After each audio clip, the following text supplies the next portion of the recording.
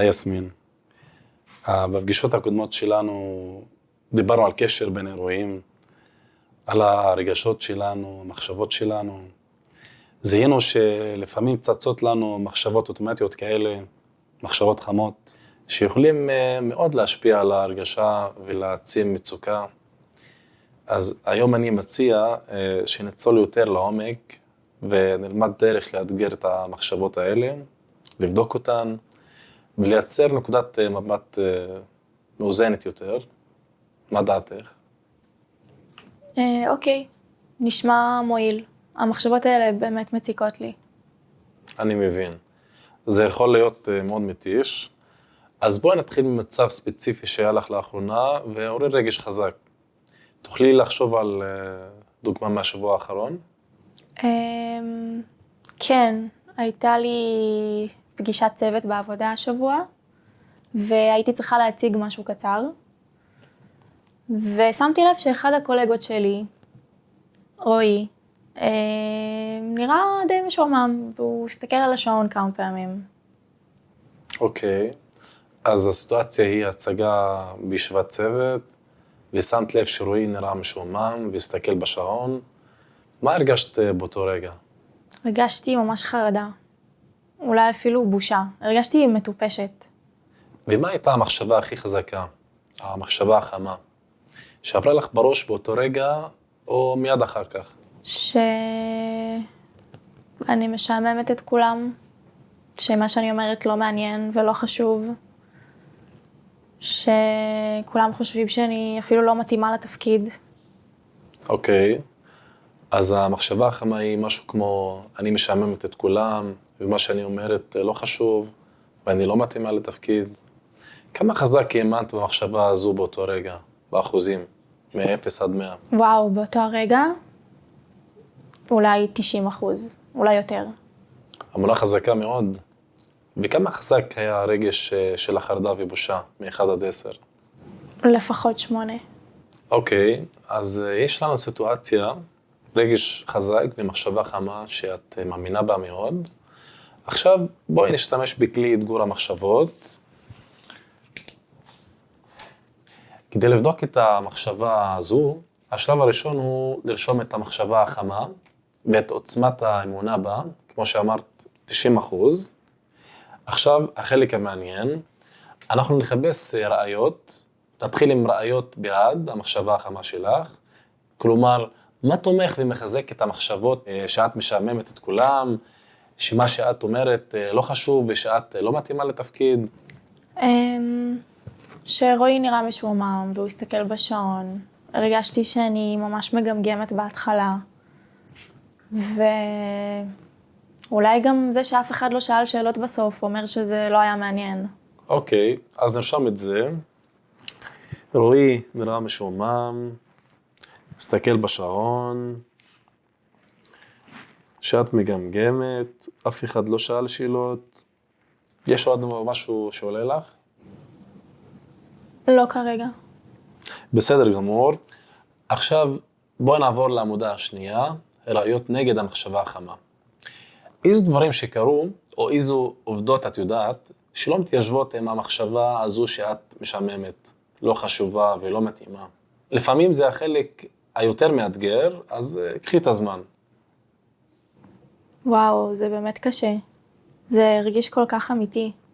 זה טבעי לגמרי שזה מרגיש קשה, כי המחשבה החמה מאוד חזקה. אפילו עכשיו, כשאת חוזרת לזיכרון של אותו הרגע, אבל בואי ננסי לחשוב כמו בלשים שמחפשים כל פיסת מידה. גם אם היא נראית קטנה. האם חוץ מרועי, שמת לב איך האחרים נראו? ראש הצוות שלי נראתה די מרוכזת. היא אפילו נהנה כמה פעמים. אוקיי, אז ראש הצוות נהנה ונראתה מרוכזת. זוריה נגד. מה עוד? היו שם עוד 10 אנשים. אני לא באמת יודעת מה כולם חשבו. יכול להיות שרועי סתם היה עייף, או שהוא חיכה להודעה חשובה. בהחלט, ייתכן. עכשיו את מציעה פרשנות אחרות להתנהגות של רועי. אולי עייפות, אולי חיכה להודעה, וגם את אומרת שאת לא באמת יודעת מה האחרים חשבו. זו נקודה חשובה, שמחברת אותנו להבדיל בין עובדה לדעה, נכון? המחשבה שכולם משועממים היא יותר דעה או פרשנות מאשר עובדה מוכחת. יש עוד ראיות נגד המחשבה החמה? אולי משהו שקשור להכנה שלך, להצגה, או פידבק שקיבלת בעבר? כן, האמת שהתכוננתי די הרבה. וגם יעל מהצוות שלי באה אליי אחרי ההצגה ואמרה לי שהיה ממש מעניין. מצוין. אז התכוננת היטב, ויעל אמרה שזה היה מעניין. אלו ראיות חזקות נגד. נרשום גם אותן. אוקיי, אז עכשיו יש לנו רשימה של ראיות שתומכות במחשבה החמה, ורשימה של ראיות נגדה. השלב הבא, שלב 4, הוא לנסות ליצור מחשבות מתוקנות ומאוזנות יותר. זו לא צריכה להיות מחשבה הפוכה לגמרי וסופר חיובית, כי זה גם לא יהיה מציאותי. המטרה היא לייצר מחשבה שלוקחת בחשבון את כל הראיות, גם את הקושי וגם את מה שלא תומך במחשבה המקורית.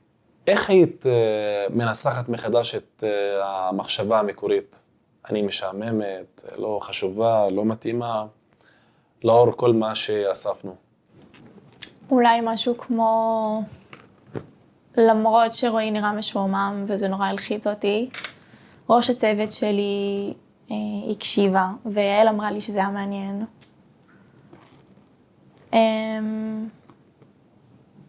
ואני לא באמת יודעת מה כולם חשבו.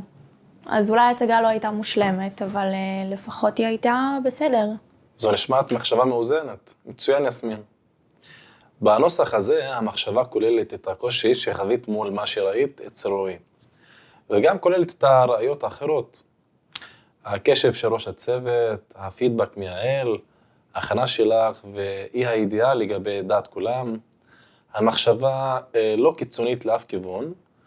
בואי נרשום אותה כמחשבה מאוזנת. עכשיו, כמה את מאמינה במחשבה המאוזנת הזו, באחוזים? קצת קשה בהתחלה, במיוחד למצוא ראיות נגד, אבל זה כן עוזר לראות את זה כתוב ככה, זה נותן פרופורציה אחרת. זה טוב. זה שינוי משמעותי מ-90% שהאמנת במחשבה המקורית. ועכשיו, השאלה האחרונה.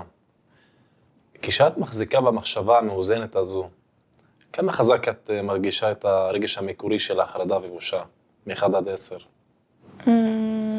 אולי 4, 5. מ-8 העוצמה של הרגש פחתה ל-4 או 5. זה מראה איך שינוי המחשבה למשהו מאוזן יותר, שמבוסס על כל הראיות, יכול להפחית משמעותית את עוצמת הרגש השלילי. איך התהליך הזה הרגיש לך? זה היה קשה בהתחלה, במיוחד למצוא ראיות נגד, אבל זה עוזר לראות את זה כתוב ככה, זה נותן פרופורציה אחרת. בדיוק. זה כלי שדורש תרגול, אבל הוא יכול להיות מאוד יעיל. אז לשיעורי הבית, השבוע, אני מציע שתנסי לתרגל את זה לפחות פעם אחת. תפסי סיטואציה שבה הרגשת רגש שלילי חזק, תזהי את המחשבה החמה, ותעברי על השלבים האלה עם דף העבודה, לרשום ראיות בעד, ראיות נגד, וליצור מחשבה מאוזנת. מה דעתך? אוקיי, אני אנסה. מעולה. ונדבר על זה בפעם הבאה.